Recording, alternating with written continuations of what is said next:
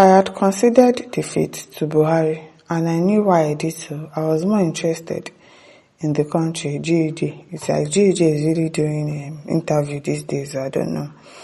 Former Nigerian President Goodluck Ebele Jonathan recently opened up about the 2015 presidential election. He spoke about the challenges he faced when he conceded defeat to Muhammad Buhari.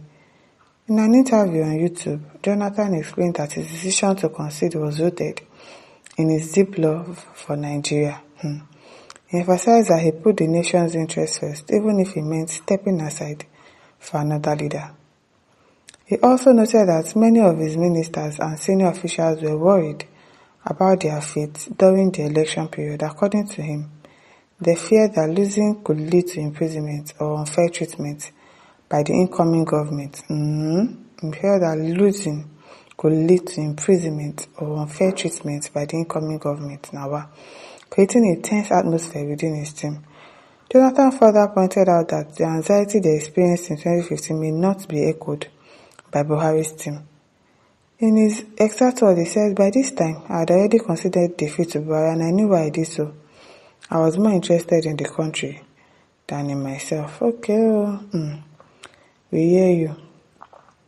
Yusuf Garba says, "All the people talking trash here about former President Jonathan, I feel are senseless for their refusal to thumb up for what this gentleman did."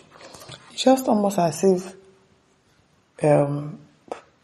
Jonathan and Fubara, it's almost like in the same condition. He had to concede. Fubara also had to concede because he knows that he cannot win this battle. This person that he's fighting with is backed up by the federal government. I don't know if he plans to resign. I don't know if he plans to continue the governorship if he's reinstated.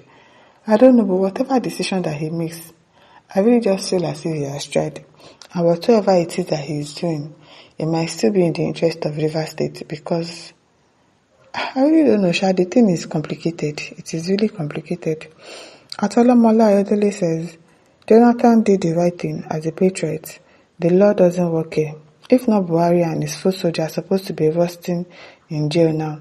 Both security and financial problems we are battling with now are the legacy he bestowed on Nigeria. He has no fault. We are the ones that gave government to foreigners.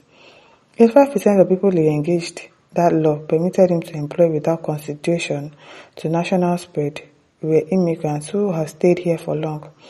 So no patriotism, they stole everything." Sam Adeniran says, "By conceding to Buhari means handing over the governance to the external forces, which is against what you swore to protect and prevent." What would you have him do? What would you have him do? Now, people just think it is easy. You just sit down in your house and accuse somebody or say, "Oh, somebody, why did they concede? Or why did you do this? Why did you do that?" If you were there, what would you have done differently? What would you have done differently? Now, people think it's easy like that. Caleb Kinlad says, "You love Nigeria, but not the people. See how you left us in the hands of association of political criminals." Now, I say, see how you left us. What do you want him to do? What do you want him to do? Hyenas, tigers, lions, and leopard. They are just tearing us into pieces. I don't blame you, because most Nigerians are sadomasochists. Okay, now.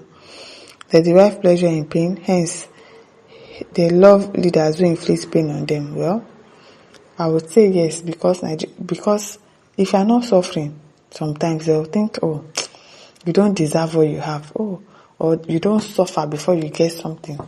Like the president is always telling us to that. "Oh, you have to endure small pain before it eventually gets better."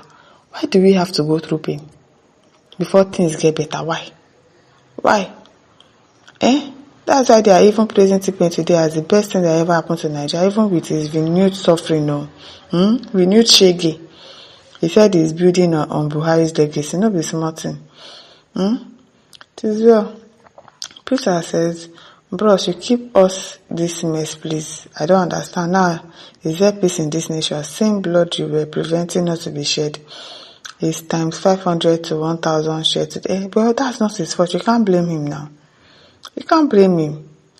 And these people tried. You people should stop all this.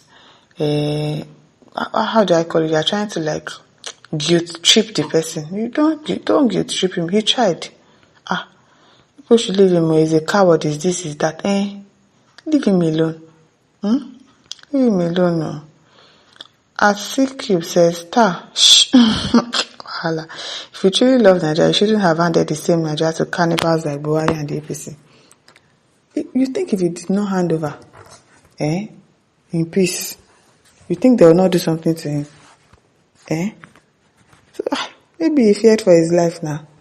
Because really, Nigerians, you people are not worth fighting for or dying for.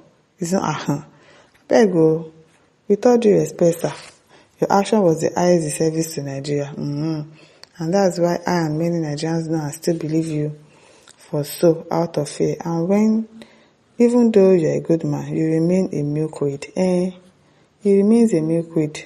Thank you. He accepts your compliment. Yeah? Because people think that this politics thing is a walk in the park. If you know the kind of the deep things that goes on inside politics, it is well. It is well. Tunji Oshatoke says you didn't have any options. You were afraid for your life. Not because of the country. Exactly. Because if you didn't go, they were going to do something to him. And that's just the truth. They would have buyed you if you had refused to concede. It's Nigeria for you, exactly. You are going to do something to him. So you want him to lay down his life, to be a martyr for Nigeria. Now what? Oh, Joey Dofia says, good Lord Jonathan, a man with a good heart, but failed these people. He failed these people. Why do you say he failed these people? Why? The way people talking. Peter Igwe says, why did you not allow your Vice President Amadi Sambo to succeed you? You wanted to rule Nigeria for 10 solid years under the watch of the Fulani.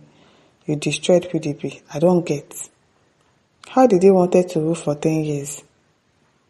What are you people even saying, Seth? Now what for now? Samuel Kebi says, your decision kept Nigeria in this mess. You're weak and afraid. You that you are not weak, now you are now go and contest for presidency. Go and contest now.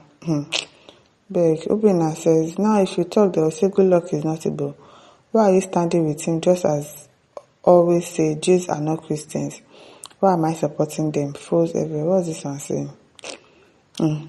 Oluwale says, not surprised. GJ actually did not ask for power, but power came his way through the benevolent spirit. No wonder he did not know what to do with it and watched it slip off his hand. He might end up as the only wanted president in the Fourth Republic. There's nothing bad about that now. What's bad there? I beg. Listeners, don't forget to like, share and subscribe. Thank you for listening. See you some other time. Bye.